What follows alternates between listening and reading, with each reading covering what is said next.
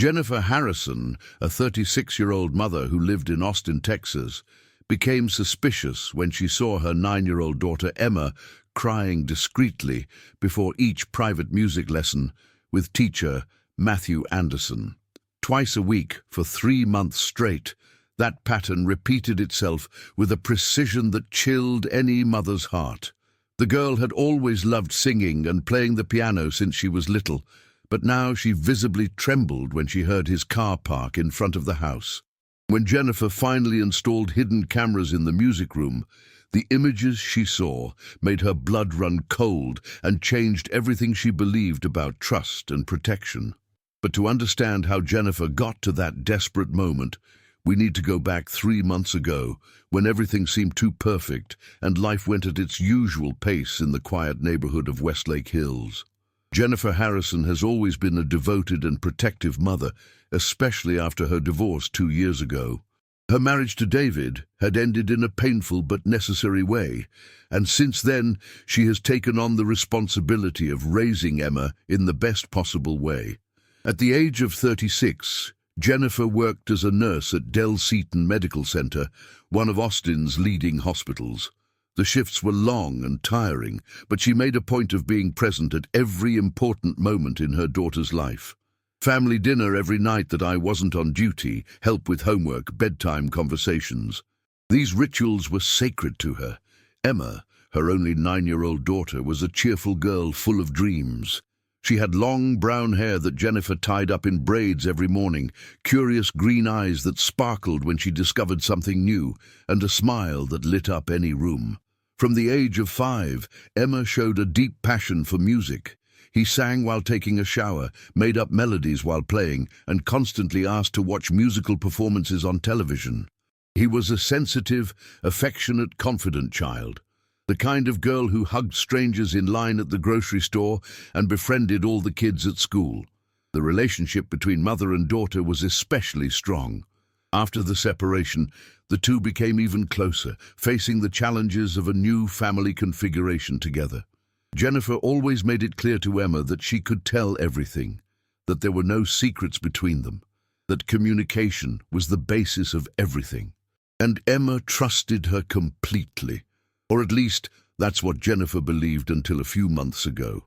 Matthew Anderson was a music teacher with 15 years of experience in the field. He was 42 years old, graduated from Berklee College of Music in Boston, and had an impressive resume that included performances in important theaters in Texas. He had moved to Austin 5 years ago and quickly built a solid reputation as a private tutor. He was loved and respected by all the families in the Westlake Hills neighborhood. Mothers recommended it to each other with genuine enthusiasm. He's patient, he's talented, he's great with kids. These phrases were constantly repeated in the school's parent groups. But something was happening in those private classes that no one imagined. Something that was hidden behind polite smiles, diplomas on the wall, and a reputation built over years. This is the story of how one mother trusted her maternal instinct even when everyone around said she was overreacting, of how small signs, which most people would ignore, became the key to saving her daughter from a hidden danger. It's a story about courage, determination, and the strength of a mother who decided to question authority and investigate when her heart told her something was wrong. Every detail here is based on real situations that happen every day in seemingly safe communities, where predators hide behind masks of respect and trust. If you've made it this far, it's because real history interests you. Help this content reach more people who need to hear this message. Leave the like, subscribe to the channel, and activate the bell. It was a sunny Tuesday morning in early September, one of those typical Texas mornings where the sky was completely blue and the temperature started to rise early. Emma jumped out of bed at 7 o'clock with an excitement that made Jennifer smile from the kitchen, where she was already preparing breakfast. The girl ran downstairs, still in her pajamas, her hair messy and her eyes shining with anticipation. "Today, there is a class with Professor Matthew, Mom," He said, "I'm going to learn a new, very difficult song that only the most dedicated students can play," Emma said as she sat at the kitchen table. Jennifer turned from the stove where she was frying eggs and looked at her daughter fondly. Emma's joy was contagious, and seeing the girl so enthusiastic about music lessons filled Jennifer's heart with pride and satisfaction. "That's good, my love. You're doing so well in class. I'm sure you'll learn this song quickly," Jennifer replied as she placed the plate of scrambled eggs and toast in front of her daughter. Emma began to eat with appetite, talking endlessly about the piano techniques she was learning, about the scales she could already play by heart, about the recital that Professor Matthew was organizing for the end of the year. Jennifer smiled as she prepared breakfast for herself and sat next to her daughter. They lived in a 2-story house in the quiet neighborhood of Westlake Hills, a middle-class residential area in Austin known for its tree-lined streets, well-kept homes, and excellent schools. The house had been part of the divorce settlement, and Jennifer made sure to keep it spotless, both to preserve Emma's fond memories of the time the family was together and to create a safe and welcoming environment for both of them. Emma had started private piano and singing lessons only a week ago, and from the first lesson, she seemed to be loving every minute of it. Jennifer had done a lot of research before hiring a teacher. "I wanted someone qualified, with proven experience, and above all, someone who was patient and understanding with children." Teacher Matthew Anderson had come highly recommended by other mothers from Westlake Elementary School, the school where Emma was in the 4th grade. Karen, a mother Jennifer knew from school events, had been the first to recommend Matthew with enthusiasm. "My daughter Sophie took classes with him for 2 years. She has improved a lot, not only technically, but also in confidence. He has a special gift for teaching children," Karen had said during a conversation in the school parking lot a few weeks ago. Jennifer had written down the contact and then talked to 3 other mothers who also praised the teacher's work. They all said the same thing. "He's patient, he's talented, he's great with kids. He has a unique approach that makes kids love music." With so many positive recommendations, Jennifer felt safe to hire Matthew. They met first for a conversation, just the 2 adults, at a cafe in downtown Austin. Matthew was punctual, polite, and professional. He explained his teaching methodology, showed certificates and diplomas, talked about his experience with children of different ages and levels. Jennifer asked all the questions a caring mother would ask. "What is your background? How long have you been teaching? Can you provide references?" Matthew answered everything calmly and transparently, or at least that's what it seemed at the time. Jennifer felt relieved to have found someone so qualified and reliable. In a big city like Austin, with more than 1 million residents, it wasn't easy to find professionals who could be completely trusted, especially when it came to leaving them alone with their daughter. But Matthew seemed to be just what Emma needed. Someone who could nurture her musical talent, someone who was patient with the natural mistakes of a child learning, someone who made the experience fun and not stressful. Classes would take place twice a week, Tuesdays and Thursdays, at 4 o'clock in the afternoon. Jennifer has set up the back room of the house as a music room. He put up the digital piano he had bought for Emma's birthday, organized a bookshelf with sheet music and music theory books, hung on the wall some posters of famous composers Emma admired. The environment was welcoming and inspiring, exactly as Jennifer imagined a music room should be. That first Tuesday at 4 o'clock sharp, Matthew arrived driving a grey, clean, well-maintained Honda Accord. He parked in front of the house and got out of the car carrying a brown leather briefcase where he kept sheet music and class materials. He was a man of average height, about 6 feet tall, with brown hair with a few grey strands at his temples and discreetly framed glasses. He wore dark jeans and a navy blue polo shirt. He looked professional but casual, the kind of person who conveyed confidence at first sight. Jennifer opened the door before he even rang the doorbell. Emma was next to her, swaying on her tiptoes with anxiety. "Hello, Emma. Ready for our musical adventure?" Matthew asked with a gentle smile and enthusiasm in his voice. The girl waved excitedly, with a smile from ear to ear, and practically ran to the music room at the back of the house. Matthew laughed at her enthusiasm and followed behind after greeting Jennifer politely. "I'll be in the kitchen if they need anything," Jennifer said.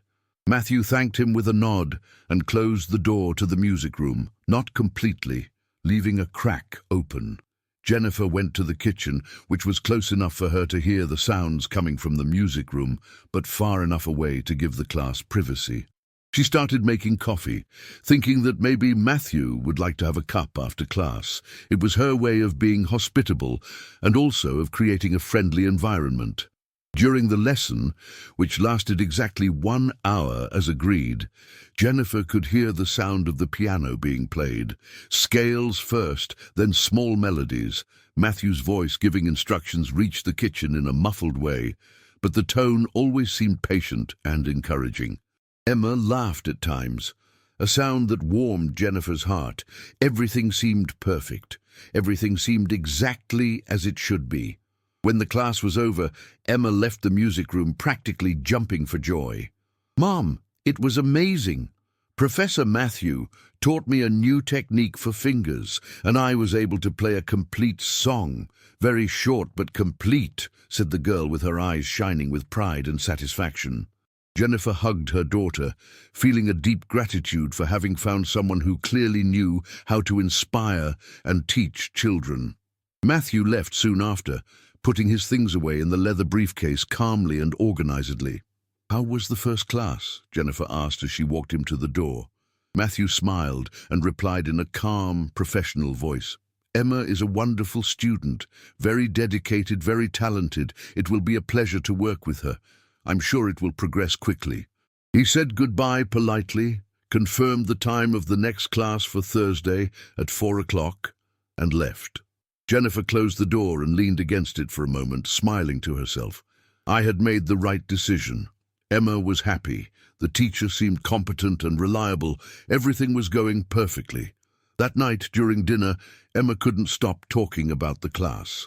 He described every exercise, every song he had played, every comment the teacher had made. Jennifer listened to everything with attention and affection, happy to see her daughter so enthusiastic. The second class, on the following Thursday, took place in a similar way. Matthew arrived punctually, greeted them both politely, and spent an hour teaching Emma. When the class ended, the girl came out again smiling and talking excitedly about scales and rhythms. Matthew said goodbye, scheduled the next lessons, and left. Jennifer felt reassured and satisfied, thinking she had found not just a music teacher, but someone who genuinely cared about her daughter's development. Classes continued during the first 2 weeks, following this pattern of normality and happiness. Emma always woke up excited on school days, always left the music room smiling, always had stories to tell about what she had learned. Jennifer watched everything with a heart full of gratitude.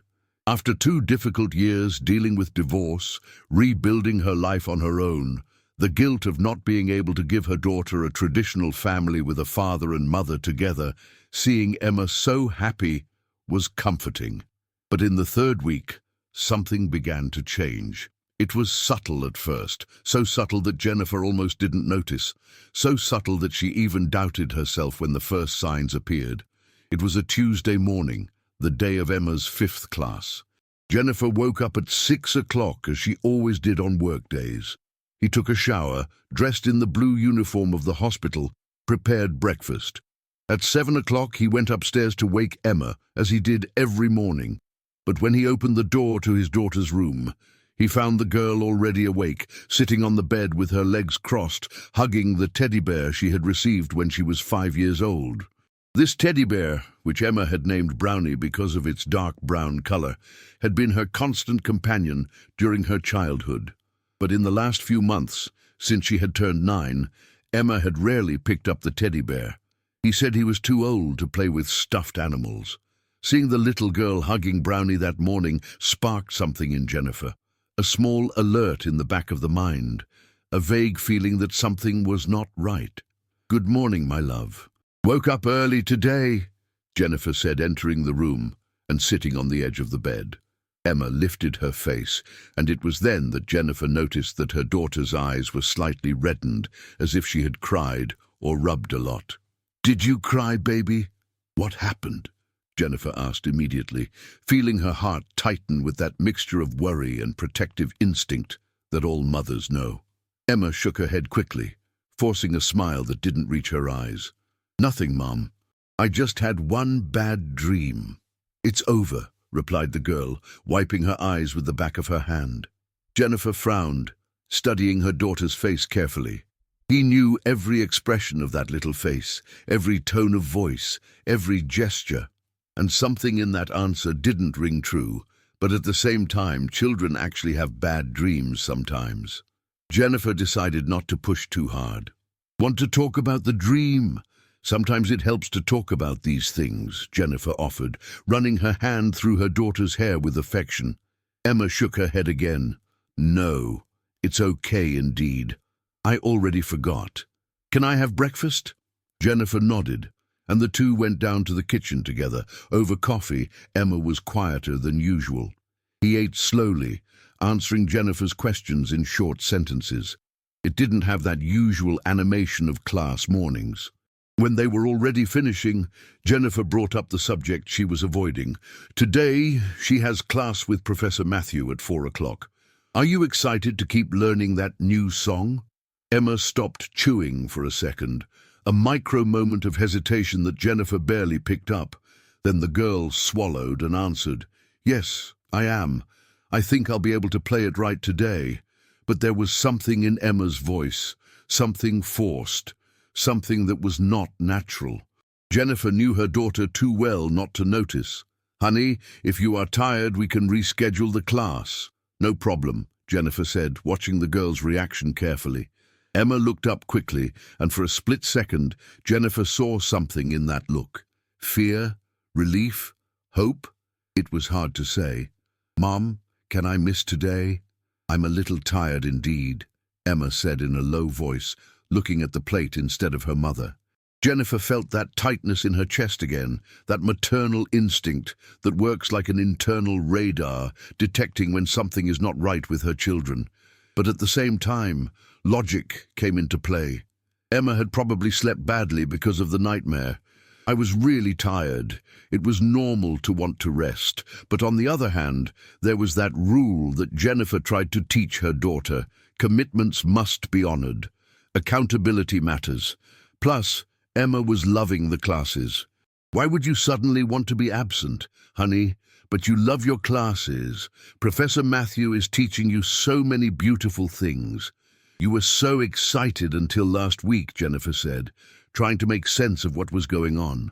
Emma forced another smile, that same smile that didn't reach her eyes. "Yes, I know.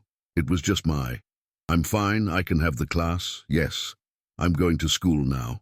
The girl quickly got up from the table, picked up the backpack that was leaning against the wall, gave Jennifer a quick kiss on the cheek, and ran off to catch the school bus that was passing around the corner at 7:45. Jennifer sat alone in the kitchen with the cup of coffee cooling in her hands, staring blankly at the empty chair where Emma was sitting seconds behind. That answer echoed in Jennifer's head all day. While driving to the hospital, while checking patients' vital signs, while administering medications, while talking to doctors and other nurses, it was just my. The phrase came back constantly, and along with it, the image of Emma's reddened eyes, the tight hug on the teddy bear, the forced smile. Something in Emma's voice had sounded strange, forced, as if the girl was trying to convince herself as much as her mother. Jennifer tried to concentrate on her work, but that restlessness remained like a shadow in the back of her mind. Was he exaggerating? Was she just an overprotective mother seeing problems where none existed? Emma was only 9 years old. Children at this age had mood swings, bad days, tiredness. It was completely normal. But Jennifer's maternal instinct kept whispering that something wasn't right, and the more the day passed, the louder that whisper became. If this revelation is arousing in you a deep curiosity about what really happened, comment right now, "I want more stories," and please leave your like on this video. 2 weeks had passed since that strange morning, and the pattern Jennifer began to observe became increasingly clear and disturbing. Every time class time approached, Emma changed completely. The girl who woke up cheerful and chatty on Monday, Wednesday, and Friday mornings was quiet and withdrawn on Tuesdays and Thursdays. It was as if a shadow descended on her on the days of class with Professor Matthew. Jennifer began to observe more closely, not saying anything to Emma, just observing and mentally writing down every detail. On a Tuesday morning, 3 weeks after school started, Jennifer found Emma sitting up in bed again, hugging Brownie, the teddy bear. This time, it wasn't even 7 o'clock in the morning yet. Jennifer had woken up early to have coffee before leaving for her shift and decided to check if Emma was asleep. The bedroom door was ajar, and Jennifer peered inside without making a sound. Emma was awake, sitting with her back resting on the headboard, hugging the teddy bear, staring blankly at the wall. Even from afar, even in the soft morning light that came in through the window, Jennifer could see that the girl's eyes were reddened again. Jennifer's heart raced. She opened the door slowly and entered the room, trying to keep her voice calm despite the worry that grew inside her like a wave. "Emma, my love, did you cry again?" "What happened?" Jennifer asked, sitting next to her daughter on the bed and pulling her into a hug. Emma was rigid for a second, then relaxed in her mother's arms, but he did not respond immediately. Jennifer could feel her daughter's heart beating too fast against her chest. He waited in silence, stroking Emma's hair, giving her time to speak. Finally, the girl murmured in a muffled voice, "Nothing, Mom. I just had one other bad dream. Sorry to worry you." Jennifer pulled back a little so she could look into her daughter's eyes. "Emma, you're having nightmares every week right now. This is not normal. Do you want to tell me what these dreams are about?" The girl shook her head quickly, avoiding her mother's gaze. "I don't remember exactly. They are just silly dreams." It's over, but it clearly hadn't passed. Jennifer took a deep breath, trying to think of the best way to approach it. "Emma, if something's bothering you, anything, you know you can tell me, right? It doesn't matter what it is. I'm here to protect you always." Emma finally looked at her mother, and for a moment Jennifer saw something deep in those green eyes. Vulnerability, fear, confusion. But then the expression changed.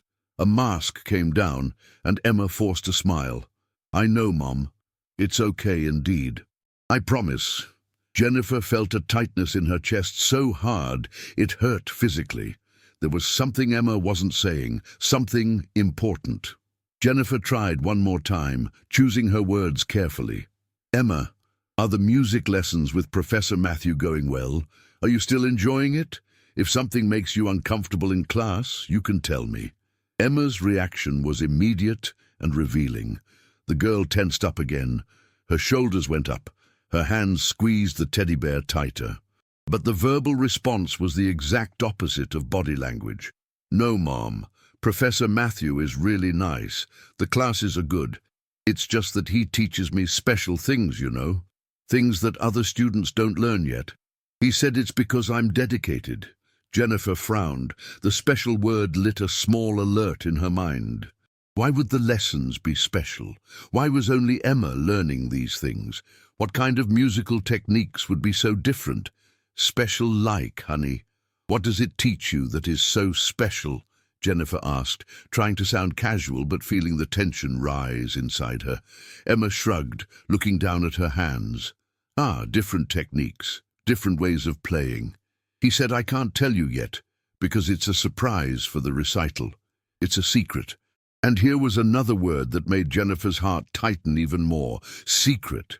Why would a teacher have secrets with a 9-year-old student? Why couldn't Emma tell her own mother about music techniques? That didn't make any sense. Jennifer was about to ask more questions when Emma looked at the clock on the bedside table and jumped out of bed. "Mom, it's already 7:30. I'm going to miss the school bus." The girl ran to the bathroom before Jennifer could say anything else. Jennifer sat on Emma's bed, with Brownie Bear still by her side, feeling a restlessness grow inside her like a poisonous plant spreading. Specials, secret. Those words echoed in Jennifer's mind as she prepared to go to work. During her shift that day, Jennifer was barely able to concentrate. He made small mistakes that he never made. He forgot to write down a medication in his medical record. He changed the names of 2 patients. A fellow nurse noticed and asked if everything was okay. Jennifer forced a smile and said she was just tired, but it wasn't tiredness, it was worry. It was that maternal instinct that kept her up at night now, thinking about every detail, every change in Emma's behavior. The girl who once loved classes now seemed to dread Tuesdays and Thursdays. The girl who was once open and talkative now kept secrets. The girl who had abandoned the teddy bear months ago now hugged it every morning at school. That afternoon, when Matthew arrived punctually at 4 o'clock for Emma's class, Jennifer decided she needed to talk to him. She needed to understand what was happening in those classes that was changing her daughter's behavior so much. She opened the door before he rang the doorbell, forcing a friendly smile, but feeling her stomach churned with nervousness. "Hello, Professor Matthew. How are you?" Jennifer asked. Matthew greeted with the same gentle smile as always. Emma was behind Jennifer, quieter than usual, fidgeting nervously with her hands. Matthew greeted her and the girl responded with a shy wave, different from the excitement of the first few weeks. "Professor, can I talk to you for a minute before class?" Jennifer asked. Matthew seemed slightly surprised, but he politely agreed. Emma took the opportunity to run up the stairs, probably relieved to postpone the start of class for a few more minutes. Jennifer guided Matthew into the kitchen, offered him coffee he refused, and then got straight to the point. "How is Emma doing in class?" I asked, because she looks a little different lately. "Quieter, more closed. I don't know if it's something that's happening at school or if it's related to music lessons," Jennifer said, watching his reaction closely. Matthew smiled calmly and confidently, exactly the reaction of an experienced professional who has dealt with parents' concerns many times. "Oh, Jennifer, thank you for telling me that. In fact, it's completely normal. Sensitive children like Emma, who take music very seriously, sometimes get nervous before performances or when they're learning new techniques that require more concentration. It is a form of performance anxiety, very common in dedicated students." He paused, tilting his head slightly as if he were thinking. "Emma is an exceptional student, really dedicated. I'm teaching her some more advanced techniques because I see that she has the potential for it. I can do a special surprise for her in the next class, if you want. Something lighter, more fun. It can help relieve this tension." Jennifer nodded, trying to feel relieved by that logical and professional explanation. But that word again, special. Why did everything have to be special? Why couldn't it just be a normal music lesson? She tried to ask one more question, choosing her words carefully so as not to sound accusatory.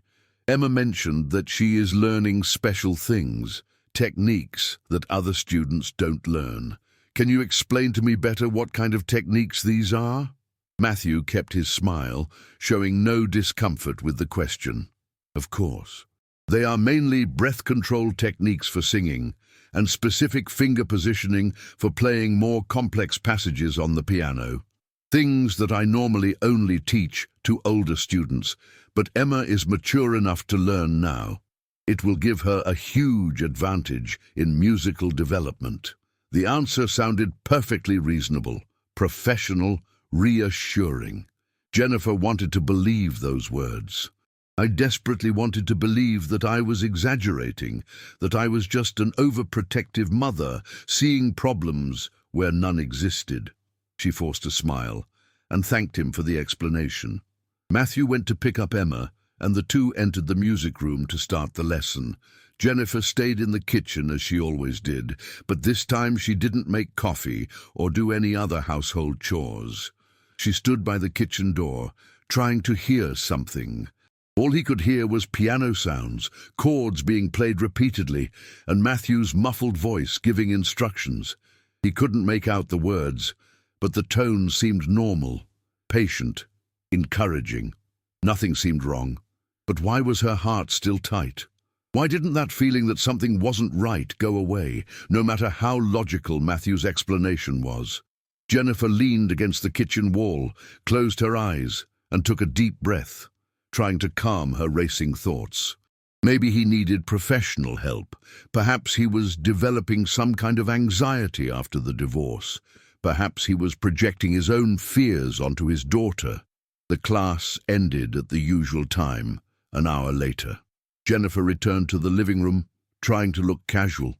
Emma came out of the music room with a pale face, her eyes downcast, and went straight to the stairs without saying anything. "I'm going to do homework," the girl mumbled before disappearing upstairs. Matthew left soon after, putting away his things with his usual efficiency. "So, Thursday same time?" he asked politely. Jennifer nodded, thanked him, and walked him to the door. When she closed the door behind him, she stood in the entrance hall, staring blankly at the stairs Emma had climbed. Then he climbed slowly, one step at a time, with a heavy heart. He knocked on Emma's bedroom door before entering. The girl was sitting at her desk, with her math notebook open, but she was not doing her homework. He was just looking at the notebook with a blank expression. Jennifer came in and sat up on the bed, watching her daughter in silence for a moment before speaking. "How was the class today, my love?" Emma didn't turn to look at her mother. He continued looking at the notebook. "It was good. I learned a new song." Jennifer waited, but Emma said no more. Usually the girl talked non-stop about the classes, describing every detail with enthusiasm. Now silence filled the room like a physical presence. "Is Professor Matthew nice to you? Does he treat you well?" Jennifer asked, trying a more direct approach. Emma finally turned her head, and for a moment Jennifer saw that look again, that look of fear mixed with confusion. But then Emma nodded. "Yes, it is, Mum. He's really cool." "Why are you asking this?" Jennifer got up and went to the desk, crouching next to the chair to be at her daughter's eye level. "Because I love you more than anything in this world, and because I realized that you are different in the last few weeks. If anything is making you sad or afraid, I need to know. It's my job to protect you." Emma looked into her mother's eyes for a long moment. Jennifer saw the hesitation there, saw the girl struggling internally with something. "Please," Jennifer thought, "please tell me." But then Emma shook her head and forced another one of those smiles that didn't reach the eyes. "It's okay, Mum. I promise. I'm just tired of the classes. They're a little difficult. But I'm going to get better." Jennifer didn't believe that answer. Every fiber of her being screamed that there was something more, something Emma wasn't saying, but she didn't know how to get her daughter to talk. She didn't know how to break down that wall Emma was building around herself. He kissed his daughter's forehead, said he would be there whenever she wanted to talk, and left the room heartbroken. That night, Jennifer couldn't sleep. She stood on the bed staring at the ceiling, thinking about every detail, every word, every expression on Emma's face. The pieces didn't fit. Matthew had all the right answers. He had logical explanations for everything. He had an impeccable reputation. But Emma was clearly unhappy. He was keeping secrets. It was changing in ways that were unhealthy. What does a mother do when everyone says she's overreacting, but instinct screams that something is wrong? What does a mother do when she has no evidence? Only a visceral sense of danger. Jennifer decided that night that she needed to investigate further. "I needed to find out the truth, no matter what it took." If this story is already changing the way you see maternal protection, like, subscribe and activate the bell in this video so that this message reaches other mothers. The following Friday, during the time to pick up the children from school, Jennifer purposely arrived 15 minutes early. He parked in the large courtyard of Westlake Elementary School and watched the other parents arrive. "I was looking for familiar faces, mothers with whom I could talk discreetly about Professor Matthew. I needed more information. I needed to know if other families had noticed something strange." Karen, the mum who had originally recommended Matthew, arrived a few minutes later and parked near Jennifer's car. The The two greeted each other and chatted while waiting for the children to leave. Jennifer decided to approach the subject casually, without letting her growing concern show. "Do you still see Professor Matthew?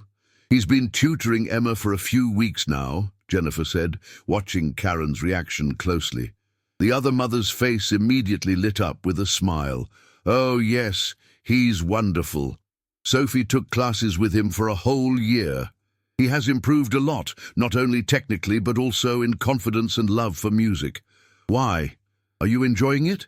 Jennifer hesitated for a second, choosing her words carefully. "Yes, Emma is learning a lot. But I noticed that she is a little different lately, more closed. I wonder if it's normal for children to start more serious classes like this." Karen frowned thoughtfully. Sophie has never been closed, but every child reacts differently. Matthew is super patient. He has always been very respectful to Sophie. I never had any complaints. Before Jennifer could ask any more questions, another mother approached the two. It was Linda, a woman Jennifer knew by sight but rarely talked to. Linda had a son a few years older than Emma and had apparently overheard the conversation about Matthew. "Are you talking about Professor Matthew Anderson?" Linda asked, joining the small group. Karen and Jennifer confirmed. "My son David took lessons from him for 2 years. It was an incredible experience. Matthew really has a knack for teaching children. David always said that the teacher taught special things to the most dedicated students." That word again. Specials. Jennifer felt a shiver run down her spine, despite the typical Texas heat. He tried to keep his voice calm and casual. "Specials how? Like what techniques or methods?" Linda shrugged unconcernedly. "I don't know exactly. I never asked in detail. David was mentioning advanced techniques, things like that. But Matthew is super respected, you know? He has a degree from Berklee College of Music, one of the best music schools in the country. And he has been working with children for more than 15 years.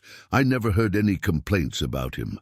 Jennifer forced a smile and changed the subject, asking about other things from school while inside her mind went round in circles. Two mothers, two different students, same story. Respected teacher, special techniques, dedicated students. Why then was Emma so unhappy? Why did the other children seem to have had positive experiences while their daughter was clearly suffering? The children began to leave the school, and Emma appeared a few minutes later, walking slowly with her heavy backpack on her back. Jennifer said goodbye to the other mothers and went to meet her daughter. On the way home, she tried to strike up a conversation about the school day, but Emma answered only with monosyllables. "Yes, no, I don't know." Jennifer returned home with more questions than answers. If Matthew was really such a good teacher, if he really had an excellent reputation, if other children really had positive experiences, then was the problem with Emma? Was it in Jennifer's own head? Was she creating an imaginary problem, seeing shadows where there was only light? But then why was Emma hugging the teddy bear every morning? Why was he crying? Why didn't she want to talk about the classes that used to make her so excited? Jennifer felt caught between the logic that said she was exaggerating and the instinct that screamed that something was deeply wrong. That weekend, Jennifer tried to spend quality time with Emma. They went to the cinema to watch an animated film that the girl wanted to see. They went for ice cream at their favorite ice cream parlor in downtown Austin. They had a marathon of children's series on Netflix on Sunday afternoon. Jennifer was trying to reconnect with her daughter, trying to get Emma to open up again as before. And it worked, at least partially. Emma laughed during the movie, ate ice cream enthusiastically, was excited about the series. On Sunday night, as the two of them dined on pizza in the living room watching television, Emma leaned her head against Jennifer's shoulder and sighed. "Mom, thank you for this weekend. It was very good." Jennifer hugged her daughter, kissed the top of her head, and felt tears burning behind her eyes. "Always, my love, whenever you want." But on Monday morning, the shadow returned. It was Monday. There was no school with Matthew, but Emma woke up knowing that Tuesday was coming. The closed behavior returned. Jennifer watched the change with a heavy heart and a determination growing within her. Something had to change. She needed to understand what was happening in those classes. He needed answers. It was on a Thursday morning, 6 weeks after school started, that Jennifer saw something that changed absolutely everything. Something that turned his vague suspicions into visceral certainty that he needed to act immediately. Jennifer was home that day because she had time off from the hospital. She usually worked on Thursday afternoons, but had swapped shifts with a colleague. Emma didn't know that her mother would be home during class with Matthew. Jennifer had left early in the morning to sort out some things and came home at 3:30 p.m., half an hour before class started. Emma was already home. She had returned from school on the bus as usual. The girl was visibly surprised to see her mother. "I thought you were going to work today," Emma said, and there was something in her voice. Disappointment? Fear? Jennifer couldn't clearly identify it. "I managed to change the shift. I'll stay at home working on some things," Jennifer replied, watching her daughter's reaction. Emma just waved and went upstairs to the room. Jennifer stayed in the kitchen, but unlike the other times, she was restless. He couldn't concentrate on anything. That feeling that something was wrong was stronger than ever. At 4 o'clock sharp, Matthew arrived. Jennifer opened the door. The two greeted each other politely. Emma went downstairs, and the two went to the music room at the back of the house. Jennifer stayed in the kitchen as usual, but she couldn't sit still. He walked back and forth, trying to hear something, feeling his heart beat faster and faster. 15 minutes into class, Jennifer was walking down the hallway that led to the music room when she noticed that the door was ajar, not completely closed as it normally was. Without thinking, guided only by instinct, Jennifer walked silently to the door and looked through the crack. What she saw brought the world to a complete standstill. Matthew was sitting very close to Emma on the piano bench, very close, too close. His right hand was on the girl's shoulder, his fingers squeezing lightly. Emma had her body curled up, her shoulders tense, her head slightly lowered. He was playing the piano, but his movements were rigid, mechanical. Matthew had his face very close to Emma's ear. He was saying something in a low voice that Jennifer couldn't hear. Jennifer froze completely, unable to move, unable to breathe. Her heart raced so fast that she could hear the blood beating in her ears. She kept looking through the crack, part of her hoping she was seeing it wrong, she was misinterpreting the scene. But then she saw Emma discreetly raise her hand and wipe a tear from her face. The girl was crying. He was crying as he played the piano, while Matthew held his shoulder and spoke close to her ear. At that moment, Jennifer knew. He knew with absolute certainty that he did not need proof or logical explanations. Something was happening in that room. Something was being done to his daughter, and she had allowed it, she had let it, because she relied on degrees and recommendations and reputation instead of relying on the maternal instinct that screamed from the beginning that something was wrong. Jennifer walked away from the door silently, returned to the kitchen, with her legs shaking so much that she could barely walk. He leaned against the counter, grabbing the edge tightly to keep from falling. She breathed hard, trying to control the panic that was growing inside her. What to do? Invade the room now, confront Matthew in front of Emma, call the police. But calling the police to say what? That he saw a man sitting next to a child during a music lesson? The class continued for another 45 minutes. It was the longest 45 minutes of Jennifer's life. She stayed in the kitchen, unable to leave, unable to do anything but stare at the door leading to the hallway. Every second that passed was torture. Every second his daughter was in that room with that man. Finally, eternally, the class ended. Jennifer heard the door to the music room opening wide, heard footsteps in the hallway. Emma appeared first, with a pale face and red eyes. The girl walked right past Jennifer without looking, without saying anything, and ran up the stairs. Jennifer heard the bedroom door slam. Matthew appeared seconds later, with the same polite smile as always. tucking his sheet music into the leather briefcase as if nothing had happened. "Productive class today." "Emma is progressing very well," he said casually. Jennifer looked at that man and felt an anger so intense, so visceral, that it scared even herself, but he forced himself to keep his composure. He nodded, mumbled something about Emma being tired lately, and accompanied Matthew to the door. Jennifer looked straight at that man and forced the words through her tight lips. "Yes, Tuesday." Matthew waved, walked out the door, and Jennifer immediately closed it, locking it tightly. He leaned against the door and breathed hard, his chest rising and falling rapidly. Her legs trembled so much that she had to hold on to the frame to keep from falling. Something was very, very wrong. Her motherly instinct wasn't just whispering now. She was screaming with an intensity that made every cell in her body vibrate on high alert. Jennifer climbed the stairs slowly, one step at a time, holding on to the railing because she didn't trust her own legs. She stopped in front of Emma's bedroom door and stood there for a long moment, listening. Absolute silence on the other side. He tapped gently before turning the handle. Emma was lying on the bed on her side, hugging the brownie, staring at the wall. It didn't turn when the mother entered. Jennifer sat on the edge of the bed, placed her hand on her daughter's shoulder gently. Emma was stiff as stone. "My love."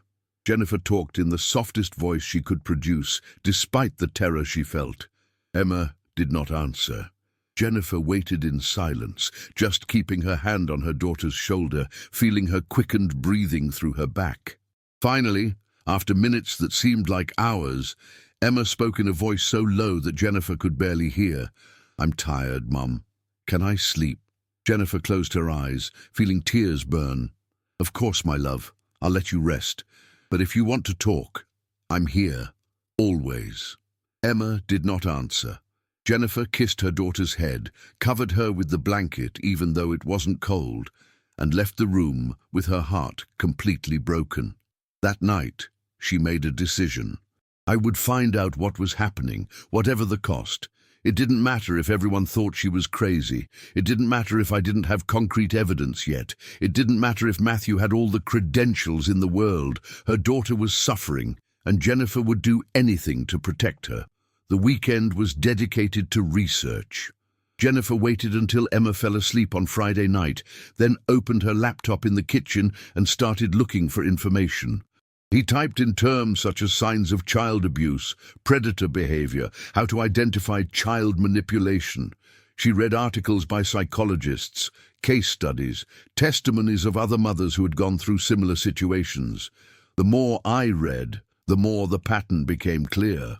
The isolation of the victim through special secrets, the building of trust followed by progressively inappropriate behavior. Emotional manipulation, making the child feel that he had a responsibility to keep a secret. The use of a position of authority and community respect as a shield. Everything Jennifer read described exactly what she was seeing with Emma. On Saturday morning, while Emma was watching cartoons in the living room, Jennifer discreetly called Rebecca, a fellow nurse at the hospital who was also a child psychologist. The two had worked together several times, and Jennifer trusted her judgment. They made an appointment for coffee on Sunday morning, while Emma was at her paternal grandmother's house for a weekly visit. Sitting in a low-key coffee shop in downtown Austin, Jennifer told Rebecca everything. Every detail, every change in behavior, every suspicious word, the scene he had seen through the crack in the door. Rebecca listened to everything in silence, with an increasingly serious expression.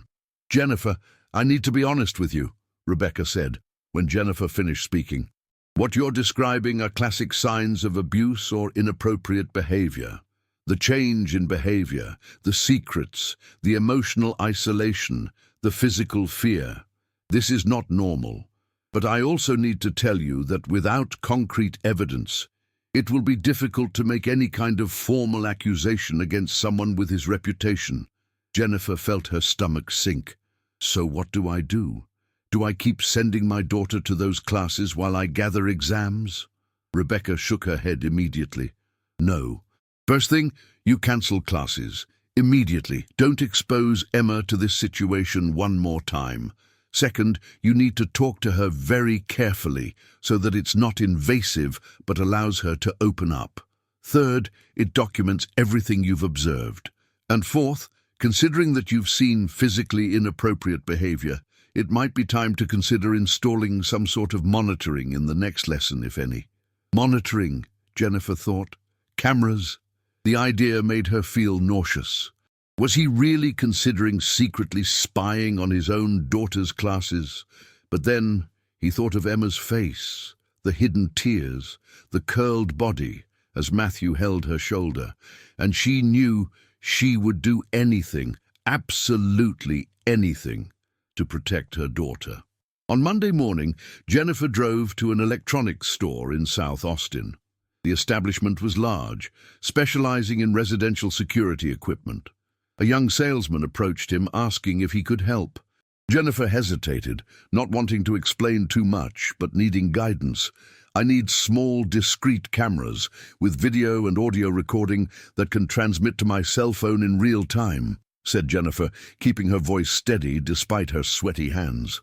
The salesman waved and guided her to a specific section of the store.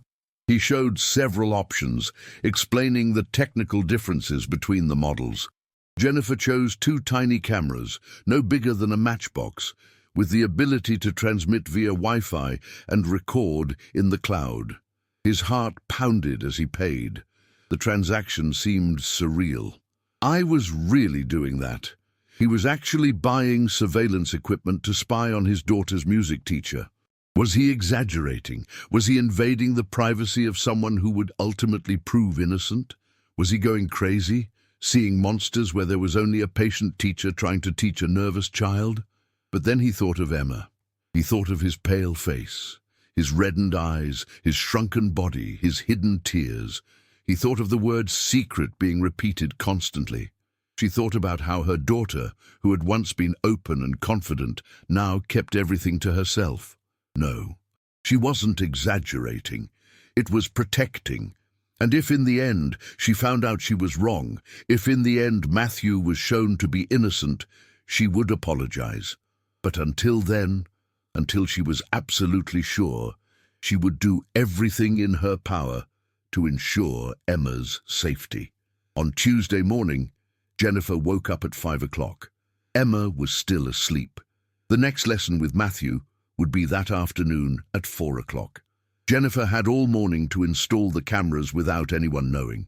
He quietly went down to the music room, carrying the 2 cameras in the original box, the instruction manual and his cell phone. He closed the door to the room and spent the next 40 minutes reading instructions and setting up the devices.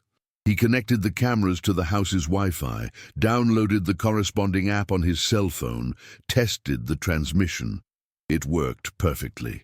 Images appeared on the phone's screen with stunning clarity, audio picking up even the subtlest sounds. Now came the hardest part, where to hide the cameras so that they had a clear view of the piano and the couch, but that they were not detected by Matthew. Jennifer studied the room carefully. The first camera she placed behind some thick books of music theory on a shelf that faced the piano. He adjusted the books so that the lens was between them, practically invisible unless someone looked very closely. The second camera was more challenging. Jennifer needed a different angle, a side view that captured facial expressions. Finally, he decided to hide it among plants on a shelf in the corner of the room. There were some decorative ferns there that Emma liked. Jennifer positioned the camera between the vases, camouflaged by the foliage, but with a clear lens facing the area where Matthew and Emma used to sit. He tested everything again on his cell phone. The 2 cameras provided complementary angles, covering the entire room. I would be able to see and hear everything that happened during class. Jennifer locked her phone, put the camera boxes in the back of her bedroom closet, and went to wake Emma up for school as if it were a normal day. But nothing that day was normal. Jennifer was tense, like a violin string about to burst. Over breakfast, he watched Emma carefully. The girl was quiet again, pushing the scrambled eggs across the plate without actually eating. Jennifer wanted to cancel the class. She wanted to say that she didn't need to take lessons with Matthew anymore. She wanted to take her daughter and run away, far away. But I knew I needed proof. I needed to know the truth. "Emma," asked Jennifer carefully, "are you excited for today's class?" The girl looked up quickly, and Jennifer saw fear there, pure and simple fear. But Emma forced a smile and waved. "Yes, I am. I'm going to learn a new song." The lie was so obvious, so painful, that Jennifer had to bite her lip so she wouldn't cry right there. The day dragged on with torturous slowness. Jennifer was at the hospital on duty, but she couldn't concentrate on anything at all. He obsessively checked his cell phone every 5 minutes, checking if the camera app was working, if the connection was stable. Colleagues noticed that she looked strange, but Jennifer made excuses about headache and poor sleep. At 3:30 p.m., Jennifer made up a family emergency and asked to leave early. The supervisor frowned but let go. Jennifer practically ran to her car in the hospital parking lot, but he didn't drive home. Instead, she parked on a side street a few blocks away, where she could have privacy but was still close in case she needed to get there quickly. It was 3:50 when Jennifer opened the camera app on her cell phone. His hands were shaking so much that he almost dropped the phone. The screen split into 2 images, showing the empty music room from 2 different angles. Jennifer turned up the volume to the maximum, put on headphones, and waited. 4 o'clock sharp. Jennifer heard the sound of the doorbell through the cameras. He heard footsteps, the muffled voice of someone opening the door. Emma was supposed to be home because she didn't have school on Tuesdays afternoon. More steps. Then Matthew entered the music room, followed by Emma. The sight of him on the screen made Jennifer's stomach turn. Matthew seemed so normal, so professional. He carried the leather briefcase, wore a light blue button-down shirt and khaki pants. He smiled at Emma with that smile that Jennifer had once thought was kind, but now seemed sinister. "Hello, my special student," Matthew said, and Jennifer heard every word clearly through the headphones. "Ready for our session today?" Emma nodded slowly, not speaking. The girl's body was visibly tense, her shoulders hunched forward, her hands clasped in front of her body. Matthew put the briefcase on the couch and went to the piano. Emma followed him like an automaton. They sat side by side on the piano bench, and Jennifer watched with her heart race as Matthew positioned himself very, very close to her daughter. There was no need to sit so close. Emma was no longer a small child in need of constant physical support. She was 9 years old and had been taking classes for weeks. She didn't need anyone to sit practically glued to her. "Today, we're going to work on that special piece I started teaching you last week," Matthew said, and his hand casually went down to Emma's knee as he spoke. "Do you remember the techniques I showed you?" Emma nodded, her body becoming even stiffer. Her hand trembled as she moved to the piano keyboard. Jennifer felt nausea rise up her throat. That hand on Emma's knee. The way he talked about special things, excessive proximity, everything was wrong. Everything confirmed his worst suspicions, but she forced herself to keep watching. It needed clear, unambiguous evidence. Matthew began to give instructions on the song, but his hand remained on Emma's knee. Every few minutes, he moved it slightly, rising a few inches toward his thigh. Emma played a few notes, but her movements were mechanical, lifeless. Matthew leaned even closer, his face a few inches from her ear. "You're my most special student, Emma," he mumbled, and Jennifer heard every word through the headphones as if they were screams. "These techniques I'm teaching you are ours alone, our secret.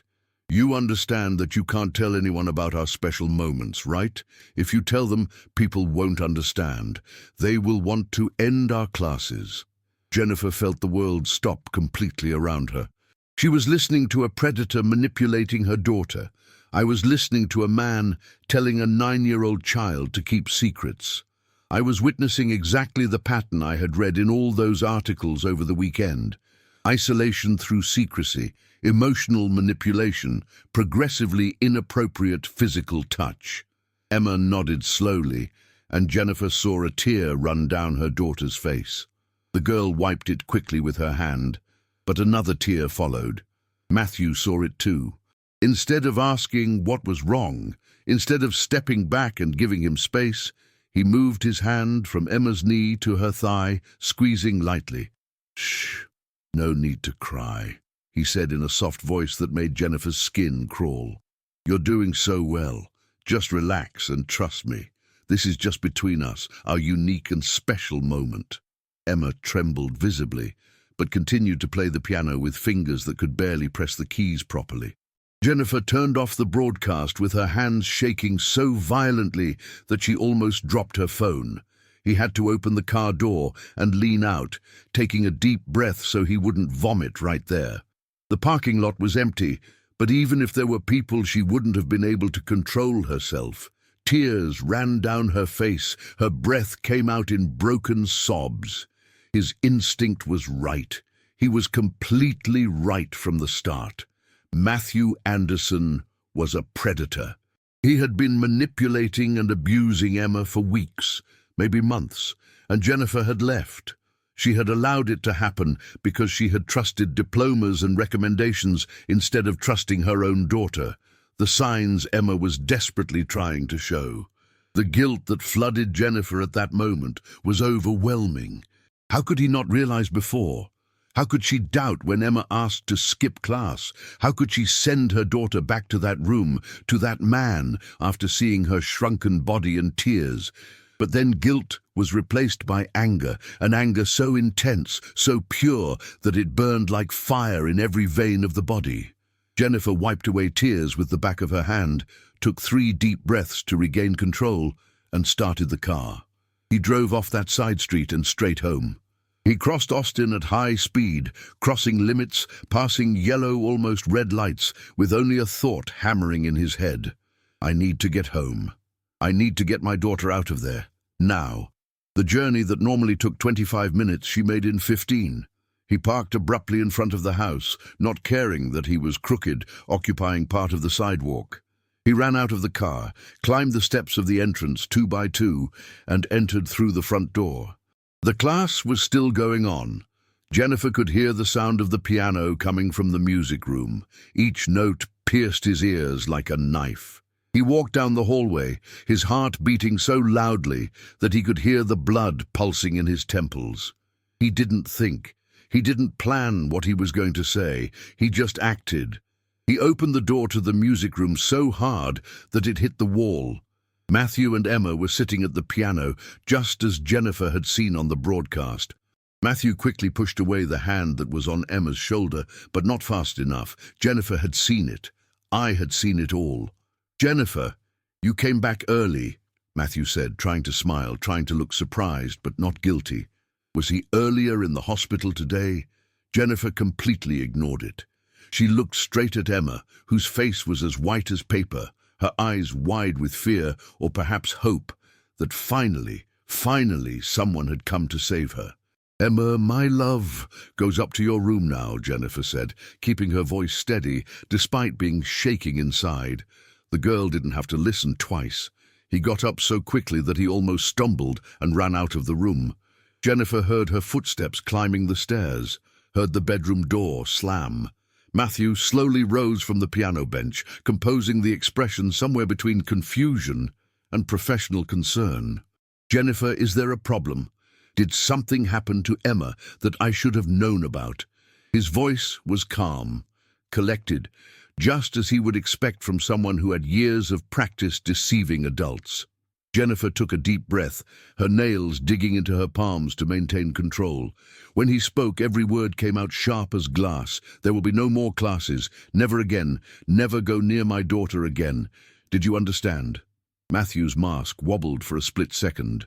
Jennifer saw something pass through his eyes. Fear, anger.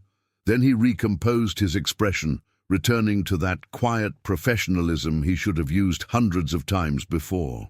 "Jennifer, I think there's a misunderstanding here," he began, taking a step toward her. "I am a respected professional. I have references from dozens of families. If Emma said something that worried you, I can assure you that it's just the nerves of a sensitive child. Children sometimes misinterpret teaching situations. I would never, ever do something inappropriate. Every word that came out of his mouth made Jennifer's anger grow. He was doing exactly what the articles described: denial, manipulation, using his authority and reputation as a shield, trying to make Jennifer doubt herself, doubt her daughter, doubt what her own eyes had seen. Jennifer took the phone from her pocket with her hand still shaking. He opened the camera app and turned the screen to Matthew. I have everything recorded. Every word, every gesture. You touched my daughter completely inappropriately. He talked about secrets with a 9-year-old child. He manipulated, isolated, and emotionally abused her for weeks.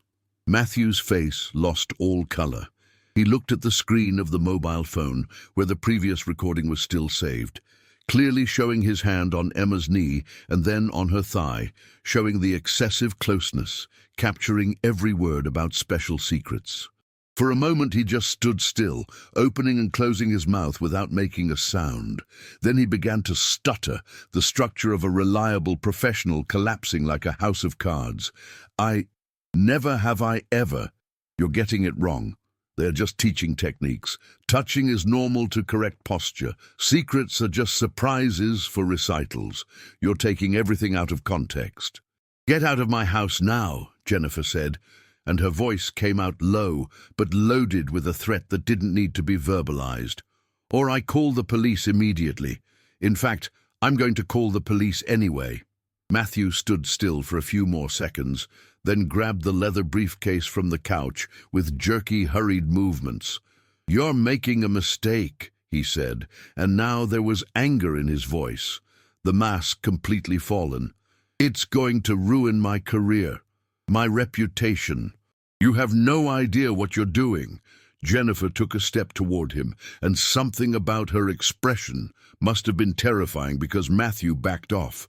What I'm doing is protecting my daughter.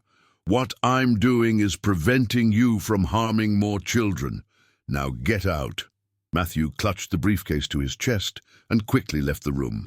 Jennifer followed him down the hallway to the front door, making sure he was really leaving. At the door, Matthew turned once more, trying to regain some control of the situation. My lawyer will contact you. This is defamation, harassment. You will regret it. Jennifer slammed the door in his face before she could say anything else. He locked all the locks, put on the chain, leaned against the door for a moment, breathing heavily. Then he took out his cell phone and with trembling fingers dialed 911. The call was answered almost immediately. I need to report child abuse, Jennifer said, and her voice broke in those words. A man had been emotionally abusing my daughter during private lessons. I have everything recorded.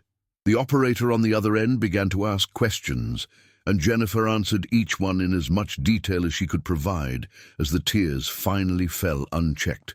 If you're here, it's because this story deserves to be heard. I believe that what comes next will surprise you even more. Don't leave this video before you find out how it all ended. 2 detectives from the Austin Police Department arrived 30 minutes after Jennifer made the call. They were women, which Jennifer silently thanked. One was older, with gray hair tied up in a tight bun, introduced herself as Detective Sarah Mitchell. The other was younger, of Latino descent, Detective Carmen Rodriguez. Both had serious but non-judgmental expressions, the kind of expression that comes from years of dealing with sensitive cases. Jennifer greeted them at the door and guided them into the living room. Emma was still locked in her room. The detective sat on the couch while Jennifer remained standing, unable to sit still, her hands clasped tightly to keep them from shaking. I understand that it was the lady who called reporting abuse, began Detective Mitchell, taking a small notebook from the pocket of his blazer. Can you tell us what happened? Jennifer started from the beginning. She talked about how she hired Matthew, about the recommendations of other mothers, about the first few weeks when everything seemed normal. He talked about the changes in Emma's behavior, about the signs she initially ignored, about the growing instinct that something was wrong. The detectives listened in silence, occasionally taking notes. When Jennifer got to the part about installing the cameras, Detective Rodriguez raised his hand gently. "Did you install recording equipment without his knowledge?" Jennifer nodded, her stomach tightening. "Were you in legal trouble for that?" "We're going to need to see those recordings," Detective Mitchell said. Jennifer picked up her phone with hands that were still shaking and opened the app. He passed the phone to the detectives. They watched in silence, their expressions getting progressively more serious. Jennifer saw when they got to the part where Matthew put his hand on Emma's thigh. He saw when they heard the words about special secrets. Detective Rodriguez pressed his lips together in a thin line. Detective Mitchell closed his eyes for a moment before returning the phone. "We're going to need these recordings as evidence," Mitchell said, his voice professional, but with a touch of something that sounded like pent-up anger. "We will also need to talk to Emma, but it will be done very carefully and in the presence of an expert trained in interviewing abused children. The lady did the right thing by calling us immediately." Jennifer felt tears burning behind her eyes again. "Did I? Because I feel like I should have realized it sooner. It should have stopped it before it got this far." The guilt in her voice must have been obvious because Detective Rodriguez stood up and placed a gentle hand on Jennifer's shoulder. "Predators like this are experts at manipulation. They build solid reputations specifically to be able to abuse that trust. The fact that you have noticed the signs, that you have trusted your instinct, that you have taken action before you could climb further, this makes you a protective and courageous mother." Jennifer shook her head, unable to accept those words yet, but they kept echoing in her mind as the detectives asked more questions. They transferred the recordings from Jennifer's cell phone to a secure police device. They explained that they would need to take the cell phone as evidence, but would return it as soon as they made certified copies. They asked about other families who had hired Matthew, other parents Jennifer knew who might have children in a similar situation. Karen's name came to Jennifer's mind immediately, and Beautiful. Both had said that their children had taken classes with Matthew. Had they also been victims? Wasn't Jennifer the only mother who should have noticed signs? The detectives wrote down the names, promised to do discreet investigations. Then came the moment Jennifer had been dreading. "We need to talk to Emma," said Detective Mitchell softly. "Not today, if possible. We're going to bring in a specialist tomorrow, someone trained specifically to work with children. But you will be present all the time." Jennifer nodded, her heart tightening at the thought of Emma having to relive those moments telling strangers. The detectives prepared to leave, promising to return the next day.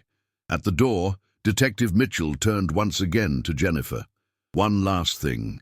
You saved your daughter, and most likely it saved other children as well. When we investigate Matthew Anderson further, I'm sure we'll find a pattern. Men like him rarely have just one victim. Your actions today may have disrupted something much bigger." After the detectives left, Jennifer was alone in the living room for a long moment. The house was silent, very quiet. Finally, he mustered up his courage and slowly climbed into Emma's room. He knocked on the door gently. "My love? Can I come in?" Silence for several seconds. Then Emma's small voice. "It can." Jennifer opened the door. Emma was sitting on the bed, still hugging the brownie, her eyes red and swollen from crying. Jennifer felt her heart break into 1,000 pieces. She sat on the bed next to her daughter and opened her arms. Emma hesitated only a second before throwing herself into her mother's arms, sobbing with an intensity that made her small body tremble all over. "Sorry, Mom," Emma cried between sobs. "Sorry. I wanted to tell him, but he said no one would believe him. He said it was only between us. He said it was special, and that if I told him the classes would end, and it would be my fault." Jennifer hugged her daughter with all the strength she had, her own tears falling uncontrollably. "No, no, no, my love. You didn't do anything wrong. Nothing, do you hear? That wasn't his fault. It was never your fault. He's an adult. He knew exactly what he was doing. Emma kept crying. Months of tension and fear finally being released. Jennifer just held on tight, rocking slightly, murmuring words of comfort and love. When the sobs finally subsided, Emma pulled back a little to look at her mother with eyes still full of tears. "How did you know, Mom? How did you realize?" Jennifer gently wiped tears from her daughter's face with her thumbs. "Because I'm your mother, and mothers always know when something is wrong with their children. You were different, quieter, sadder." He lost that twinkle in his eyes that he always had. "And I knew, deep down I always knew that something wasn't right." Emma leaned her head on her mother's shoulder. "Will I have to tell the police?" Jennifer hesitated, wanting to protect her daughter but knowing that honesty was important. "Yes, my love. Tomorrow 2 very nice police officers will come to talk to you, but I'll be together all the time, and you don't have to be afraid, because he will never come close to you again. I promise." That night, Jennifer lay next to Emma until the girl finally fell asleep out of sheer emotional exhaustion. He stared at his daughter's face in the soft light of the lamp, seeing the dried tear marks on his cheeks, and made a silent promise. "That will never happen again. Never again will someone hurt you. I will do everything in my power to ensure that you stay safe." In the following days, the investigation expanded rapidly. The interview with Emma was conducted by a forensic psychologist who specializes in children, a kind woman named Dr. Lisa Chen, who made Emma feel safe enough to tell everything. Every detail Emma revealed made Jennifer want to go back in time and confront Matthew much harder. Matthew had been touching Emma in progressively inappropriate ways since the 3rd week of school. It started with hands on shoulders, then knees, then thighs. He constantly talked about how special Emma was, about secrets between them, about how no one else would understand. He said that the other children were not so talented, that only Emma deserved extra attention. He isolated her emotionally, making her feel that telling it would be betrayal, it would be ending up with something special. Based on Emma's testimony and Jennifer's recordings, Detectives Mitchell and Rodriguez obtained a warrant to search Matthew's home and computers. They also began to contact other families who had hired their services in recent years. That's when the true extent of the situation began to appear. 4 other families from the Westlake Hills neighborhood were contacted. Karen and Linda, the mothers Jennifer had talked to in the school parking lot, were among them. Parents of 2 other girls who had taken lessons with Matthew were also contacted. When the detectives spoke carefully with the children, with experts present and using appropriate protocols, 3 of the 4 revealed similar situations. Karen was absolutely devastated when her daughter Sophie, now 12, finally told her that Matthew had touched her in inappropriate ways for months. Linda discovered that her son, David, despite being a boy, and therefore out of the typical pattern, had also been subjected to inappropriate touching and comments that made him feel uncomfortable, but that he had never told, because Matthew said it was shameful and that no one would believe it. The 4th family, the Morrisons, had a daughter named Lily who had taken lessons from Matthew 2 years earlier. Lily, now 11, initially declined to talk, but after several sessions with Dr. Chen, she revealed that Matthew had abused her in even more serious ways than the other children, and that she had kept this terrible secret for years because he had convinced her that it was her fault, that she had done something to provoke her. Jennifer met with the other mothers on a Saturday afternoon, a week after the confrontation with Matthew. They sat in a low-key cafe in downtown Austin, all with red eyes, all carrying guilt and anger and relief mixed. Karen cried openly. "How did I not understand? How did I leave my daughter alone with that monster for an entire year?" Linda was angrier. "He used our trust. He used his reputation, his diplomas, all that facade of a respected professional to have access to our children, and we gave it to him on a platter." Lily's mother, a woman named Patricia, was silent. staring blankly at the cup of coffee in her hands. Lily kept it for 2 years. 2 years of suffering alone because I didn't notice the signs. Jennifer looked at those women and saw her own reflection in them. All mothers who tried to do the best for their children. They all trusted someone who seemed trustworthy. They all missed those subtle signs that now, in retrospect, seemed so obvious. But then he remembered Detective Rodriguez's words. Predators are experts at manipulation. We didn't fail our children, Jennifer said in a firm voice despite tears. He failed. He is the criminal. He is the one who chose to do this. And now we're doing what's right. We are protecting our children. We're making sure he doesn't do that to anyone else. The other mothers nodded, clinging to those words like lifelines. They decided that day to form a support group. Meet weekly, share experiences, help children recover together. They also decided to be vocal about what had happened, to warn other mothers in the community, to work with the school, to implement stricter safety protocols. This story is not for everyone. If you are here, it is because you want to know the truth behind the facts. Are you ready for the final reveal? The following Friday, Matthew Anderson was arrested at his home in the Hyde Park neighborhood, an older area of Austin known for historic homes. Local news covered the case. Respected music teacher arrested on multiple child abuse charges. Television cameras captured the moment when police officers put handcuffs on his wrists and led him to the patrol car.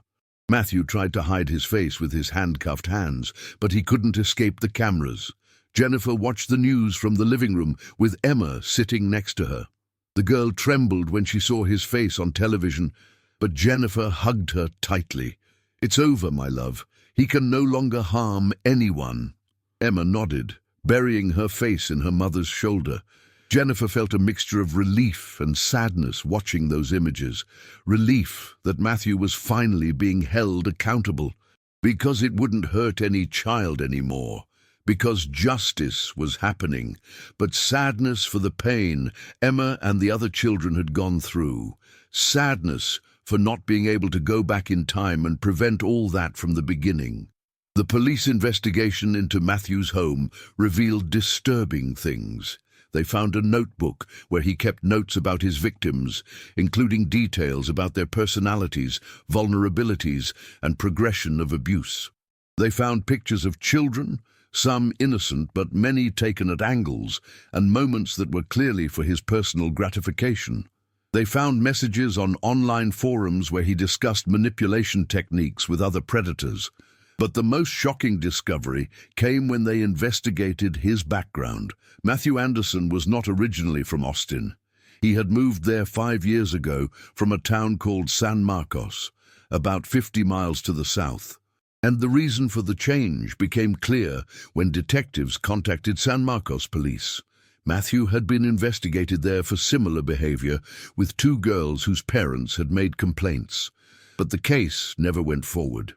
The evidence was considered insufficient, and Matthew had an excellent lawyer who argued that it was just a misunderstanding, that the parents were being overprotective.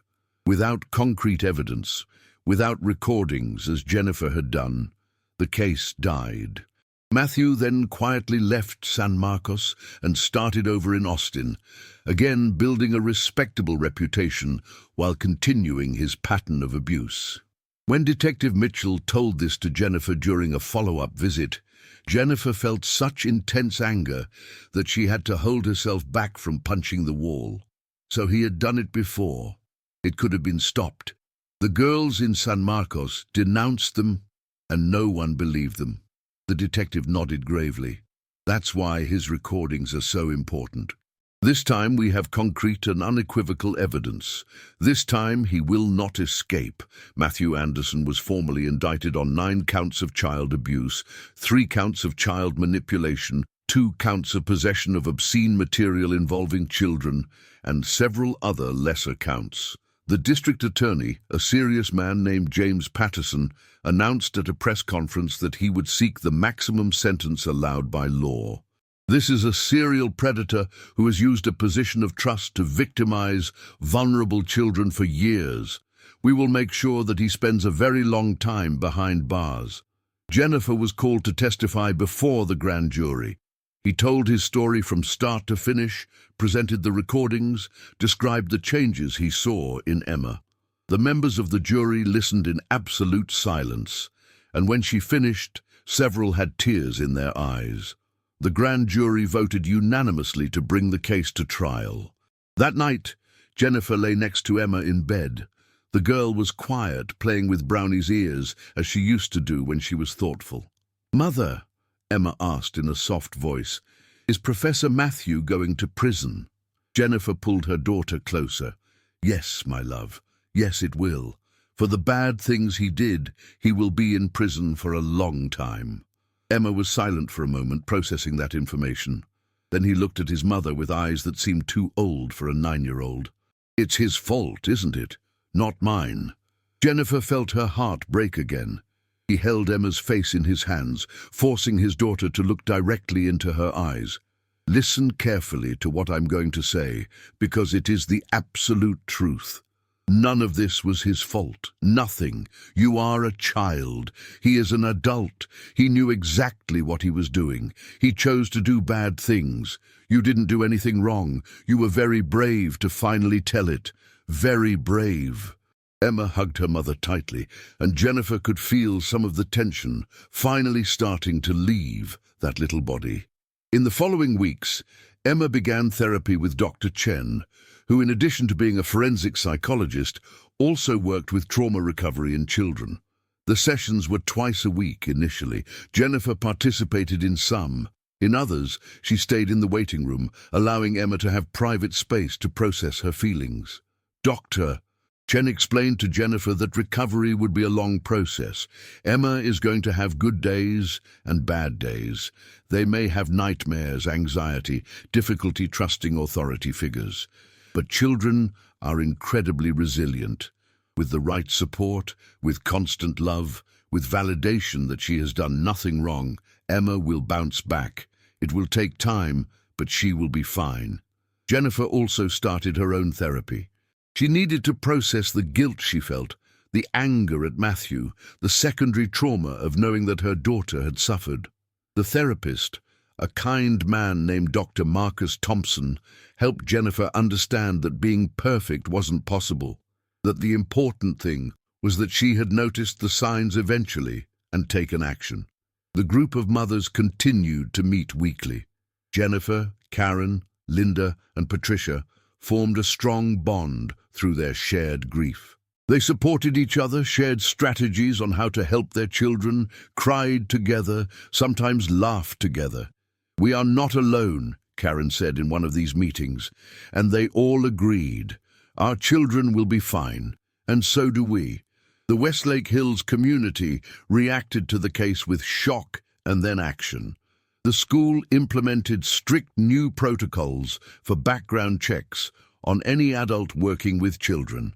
They organized workshops for parents on how to identify signs of abuse, how to talk to children about appropriate versus inappropriate touch, how to create an environment where children feel safe to tell if something is wrong.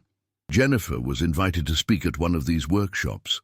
She was nervous in front of more than 100 parents gathered in the school auditorium, but forced herself to tell her story. He talked about how he almost ignored his instinct, about how diplomas and reputation do not guarantee security, about how important it is to believe your children when they say something is wrong, even if they can't articulate exactly what it is. "Trust your instinct," Jennifer said to that sea of attentive faces. "If something seems wrong, it probably is. It doesn't matter how respected the person is, no matter how many recommendations they have. No degree, no reputation is above the safety of our children." When he finished speaking, he received a standing ovation. Several mothers approached afterward to thank them, to share their own concerns, to say that her story had opened their eyes. Before we continue, help bring real stories to those who really care. If you want to be part of this mission, don't forget to like this video, subscribe to the channel, and activate the bell. Matthew Anderson's trial took place 6 months after his arrest. The courtroom was packed. Jennifer, Karen, Linda, and Patricia sat together in the first queue of the audience, holding each other's hands as they waited for the final verdict. The courtroom was packed with journalists, victims' families, onlookers from the community, and prosecutorial representatives. Matthew Anderson sat at the defense table, with his head bowed, no longer that confident posture of a respected teacher. The judge, a middle-aged man with a stern expression, read the sentence in a clear, paused voice. 25 years in prison without the possibility of parole before 15 years. The charges included multiple cases of sexual abuse of a minor, emotional manipulation of children, and possession of inappropriate material. The gavel fell with a sound that echoed through the silent court. Justice has been done. Jennifer squeezed Emma's hand tightly, feeling the tears stream down her face. It wasn't just relief, it was catharsis. It was confirmation that his courage had paid off. But for Jennifer, the biggest victory wasn't Matthew's arrest. It was to see Emma going back to being herself.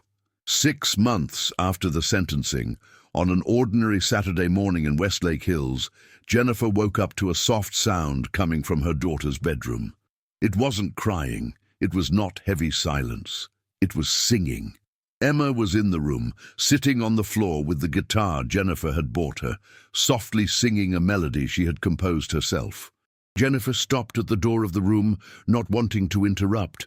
The words of the song talked about a little girl who found strength within herself, about a mother who always knew the truth, about how lights off can shine again. Emma's voice still trembled a little in the high notes, but there was genuine excitement there. There was a cure. Jennifer leaned against the doorframe, silent tears streaming down her face. Emma had returned. His inner light, which had almost been extinguished by a monster disguised as a teacher, shone brighter again than ever. In those difficult months, Jennifer learned something fundamental that she would carry with her for the rest of her life. The maternal instinct is not paranoia. It is not the fertile imagination of an overprotective mother. It is divine protection. It is the inner voice that God has placed in every mother to warn when something is not right with her children, even when everyone around says that everything is fine, even when there are diplomas on the wall, recommendations from friends, impeccable reputation.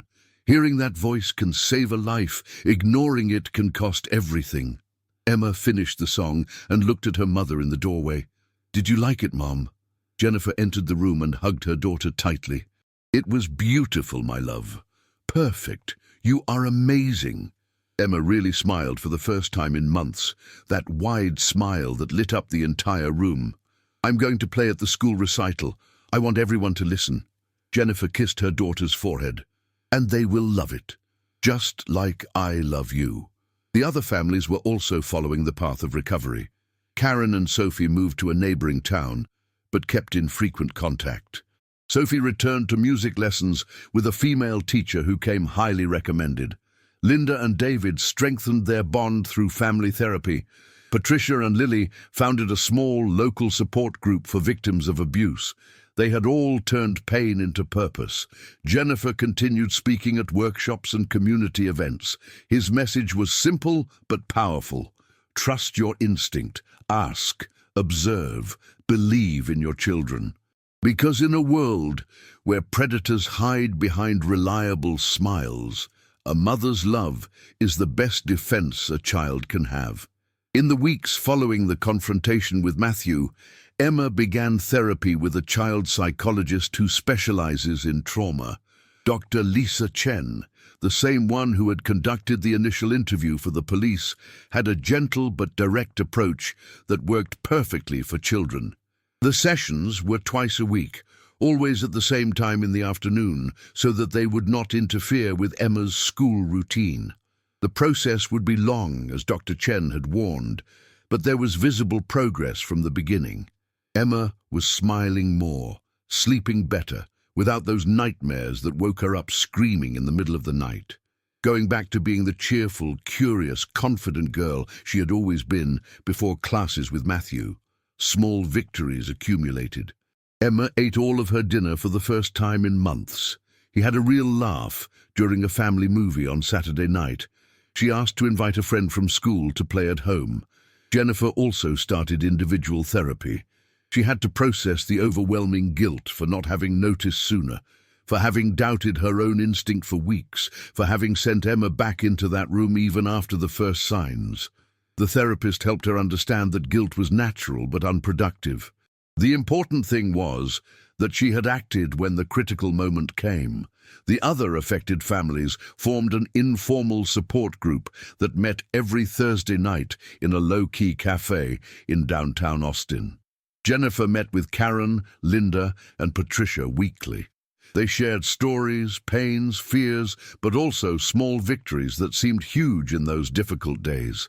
"We're not alone in this," Karen said at one of these meetings, holding a cup of tea that cooled untouched in her hands.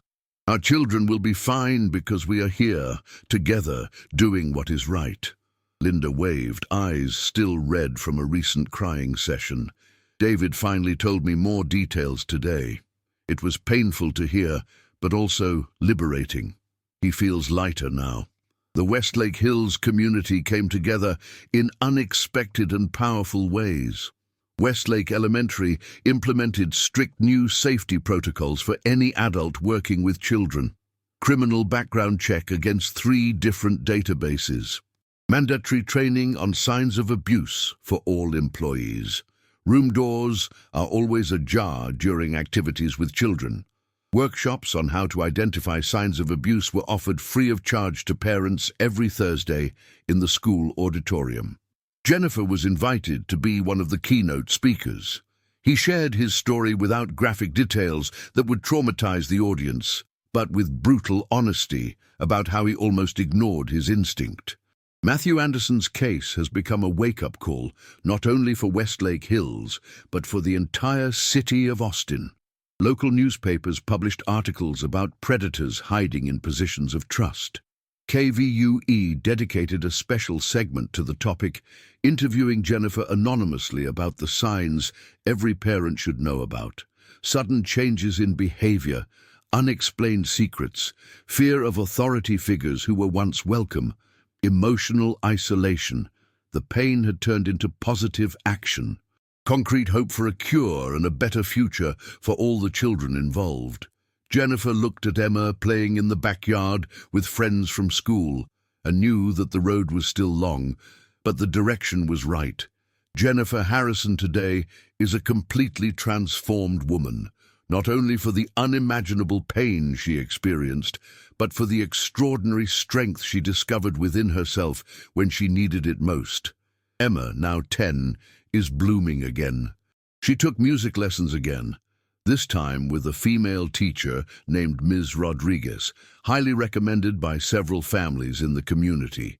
Classes take place in a professional studio with transparent glass doors and security cameras visible to all.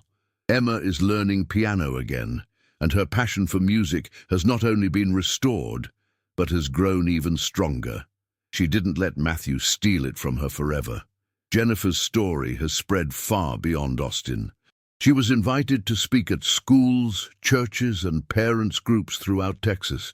His message is always the same, simple but powerful. Trust your gut. If something seems wrong with your child, it probably is. No matter how respected the person involved is, no matter how many excellent references they have, no university degree, no reputation built over the years is above the safety of our children. The other 4 families are also recovering, each in their own time.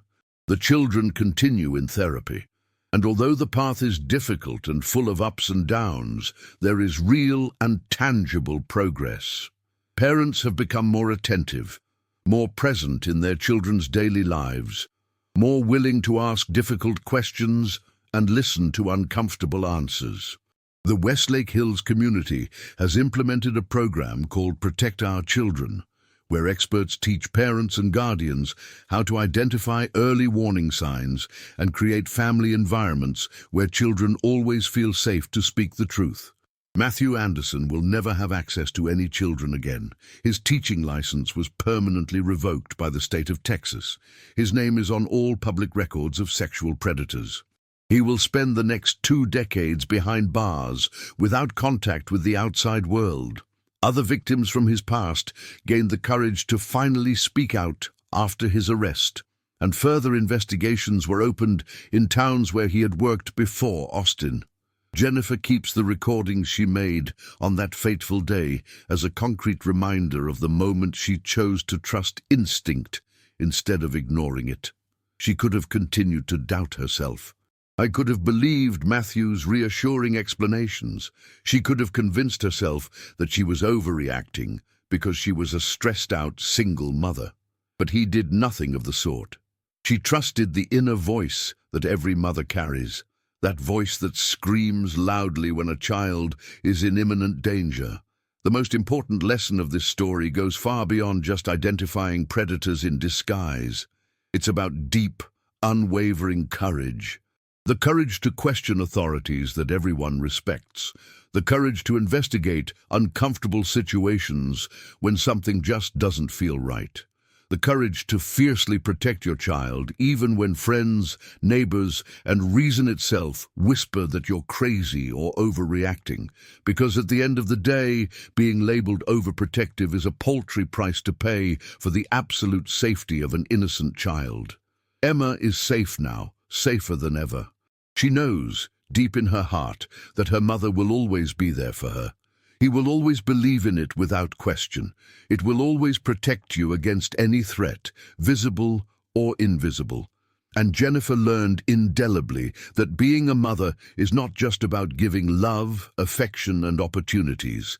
It also means being willing to face real monsters, to fight difficult and lonely battles, to make terrifying decisions when necessary, because mothers were not born to be naive or complacent. They were born to be ruthless warriors. If this story touched your heart deeply, share it with other mums you know. Share with dedicated parents. Share it with anyone who has children in their life and needs this urgent message. Because true knowledge is the best form of protection, and together, as a close-knit community, we can truly keep our children safe. Don't leave now. Take the next step in this journey by watching the next video on our channel, which will appear here on the screen. In it, we will continue to discover real stories that touch the heart and change lives. A big hug, and see you in the next exciting story.